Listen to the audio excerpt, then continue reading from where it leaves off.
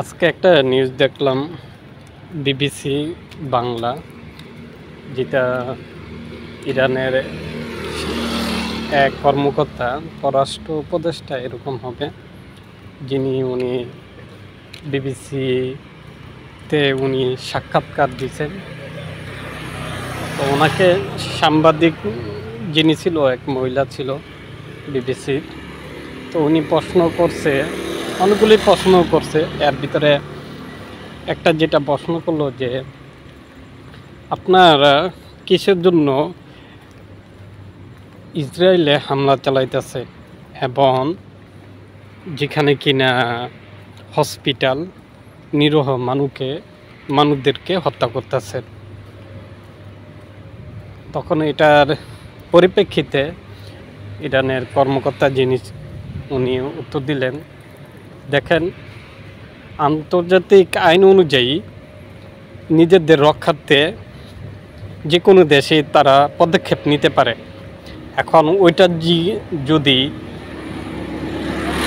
ওদের দেশে গিয়ে ভূখণ্ডে যদি পড়ে, তা এখান থেকে তারা তাদের আত্মরক্ষার জন্য, মানে ইরানে ওই কর্মকর্তা বলতেছে যে আমাদের আত্মরক্ষার জন্য আমরা এই হামলাটা চালাইছি। তো একটা দেশে যখনই হামলা চালাবে তখন আইন কানুন মানতে হয় আন্তর্জাতিকভাবেই, সব দেশেরই। আপনি যদি কোনো দেশে হামলা চালান, সেটা আপনার জাতিসংঘেরও অনুমোদিত তাল লাগবে, বা অন্যান্য যারা লিডার আছে তাদেরও অনুমতি লাগবে যে কে কোনটা সাপোর্ট করে, কোন দেশকে। মানে এখন ওরা কোন দেশে সাপোর্ট নিয়ে বা কোন দেশে অনুমতি দিচ্ছে এই হামলা চালানো, ইরানে যে পারমাণবিক বোমা আছে বা নিউক্লিয়ার বোমার কেন্দ্র আছে সেখানে হামলা চালানো, এটা অনুমতি কে দিছে?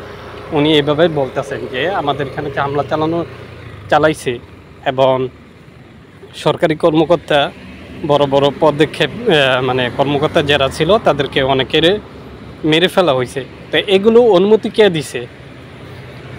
তো ওইটার পরিপ্রেক্ষিতে ওরা ওই হামলা চালাইছে। যদি ইসরায়েলরা যদি তাদের অমানুষিক যে হামলাগুলো করতেছে, বিভিন্ন সময় বিমান হামলা করে বা ড্রোন হামলা দিয়ে বোম ফাটানো হয়, তো ওইগুলো যদি বন্ধ না করে, তারা ওই মিসাইল হামলা যেটা আছে সেটা তারা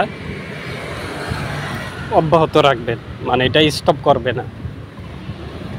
তো ওই সাংবাদিক যেভাবে প্রশ্ন করতেছে, কি বলে, তাদের পক্ষ নিয়ে, তো আমার কথা হচ্ছে যে বিবিসি এর আগে কি করছিল, তারা তো কখনো সাহস পাইতো না। এবং তাদের যে এর আগে 2-3 মাস আগে ইসরায়েলের যে বিবিসি একটা কেন্দ্র আছে, তাদের একটা নিউজ পেপার করার জন্য, সংবাদ প্রচার করার জন্য যে একটা টিভি আছে ওইটার থেকে, তো ওখানে বড় কর্মকর্তা যিনি ছিল তাকে গ্রেফতার করে নিয়ে গেছে। তো তারা কেন এখন উল্টাপাল্টা নিউজ করতেছে এবং গায়ে লাগিয়ে কথা বলতেছে? এখন আপনি যদি সম্প্রচার করেন, আপনি যদি কাউকে এই খবরটা তুলে ধরেন, তখন আপনি এভাবে বলতে পারেন না যে আপনারা এটা অন্যায় করতেছে। যদি এইভাবে বলা হয় তাহলে তো বোঝা যাচ্ছে যে তারা অপরাধী। আপনি প্রশ্ন করতে পারেন যে হ্যাঁ, কিসের জন্য এই হামলা করা হয়েছে,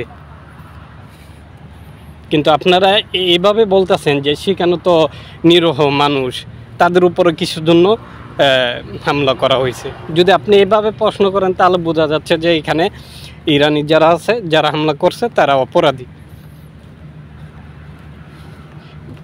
এর মানে আপনারা যারাই এইভাবে কথা বলতেছেন, পক্ষবাদী হয়ে কথা বলতেছেন। আর বিবিসিতে এরকম আমরা মানে এরকম নিউজ পাবো এটা আমরা আশা করি না।